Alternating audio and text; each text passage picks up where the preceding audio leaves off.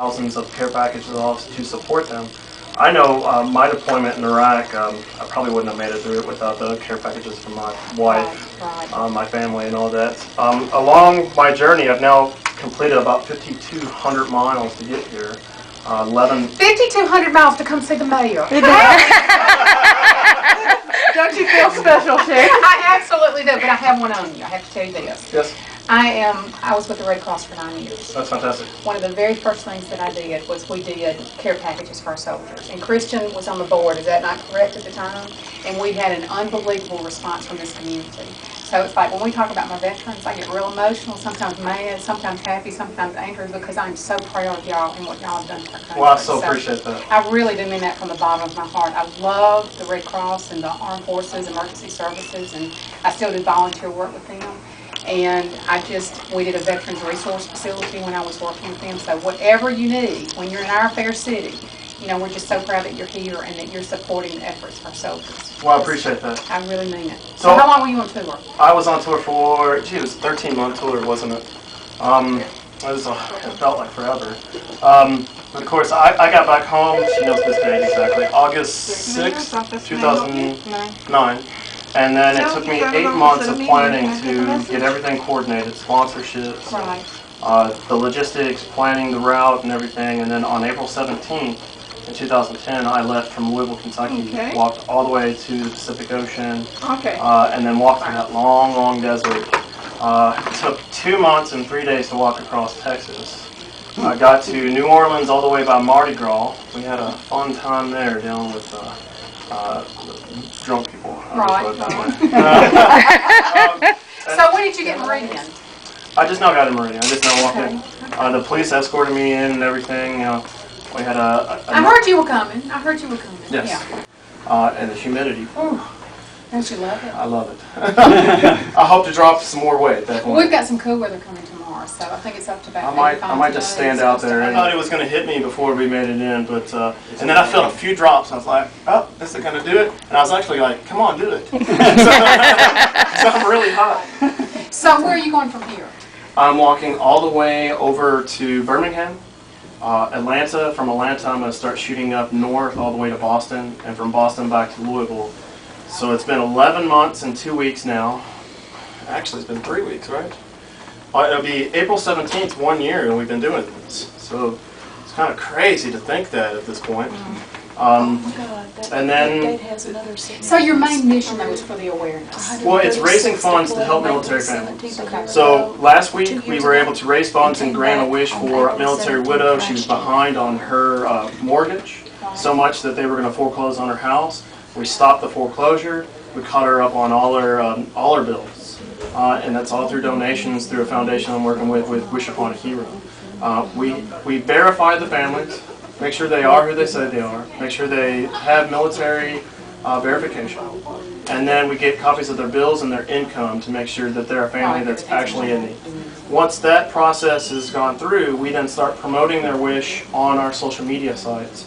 And either slowly or really quickly raise the funds. We had a son of a fallen soldier who wished that he could get into space, to get close enough to heaven to meet his dad again. Oh. When I read that wish, I was like, oh my goodness, we have to do something to help this family. I called his mom, we started talking about his love of space and everything, and it's like, I got a bright idea.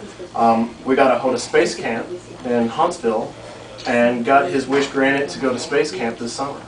That's awesome. So there's special wishes every once in a while. Mostly it's to help families that are really struggling, they're real behind on their bills and whatnot.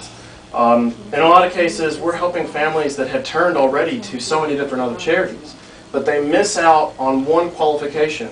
They were not wounded. They did not serve overseas, but they served in the military for years. So there might be a technicality that they miss out with other charities, and I'm just trying to help as many of those as possible. In the last 45 days, we've helped 13 families. But in the first 9 months of the hike, it took us all that time to help 17 families. So donations are way up.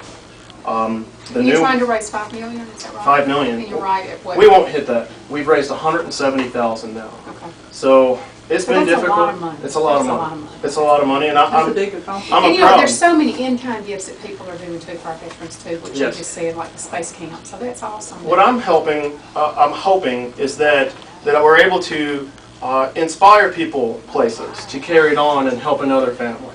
Right. And you know, if I can't raise the funds, then getting the awareness out there is definitely something I want to try to do. I had surgery 2 weeks ago, Oh, and they're like, you're not supposed to be walking, I'm supposed to be on crutches. I'm like, I can't get a good well, here, one let's do this quick so you can get off your feet.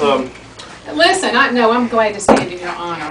And it's all to give honor and respect for our national deployed soldiers. So on behalf of our nation's deployed soldiers, I present you the National Day Deployed Badge for signature to get a day to honor and celebrate those who are currently serving. It is an honor to serve. It is an honor to sign for those that have served. It truly is. So let's see. Who do you like and who do you right don't here on like? the top. Right up here. Okay. The support through the town was tremendous. It really helped us get into, I mean, I saw, geez, like 15 police cars. There were quite a few. It was nuts. All right. I think there was more than there was in Houston. Wait, let me grab my camera. It was actually, we talked about getting married before, after the hike. And then a crazy thing happened, which most people don't know, is a volcano in Iceland prevented her from getting home. She's from Germany. So her flight was set to go home. The volcano postponed her flight by 2.5 weeks. And so she got to walk the first 2.5 weeks with me because she was set to go home the second day of the hike.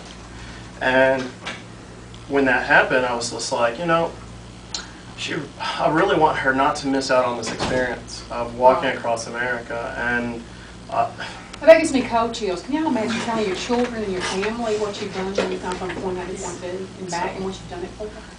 another crazy thing happened. I proposed to her at mile 100. She said yes. We walked all the way back to Louisville. It was a 2-week loop, the very first 2 weeks. From Louisville all the way back to Louisville for Kentucky Derby. And it rained constantly on the way back to Louisville. I'm talking monsoon rain. And we were supposed to get married. There was a guy canoeing in the street because the water was like this much on the road. We could not get married where we wanted to. We had to move our location. But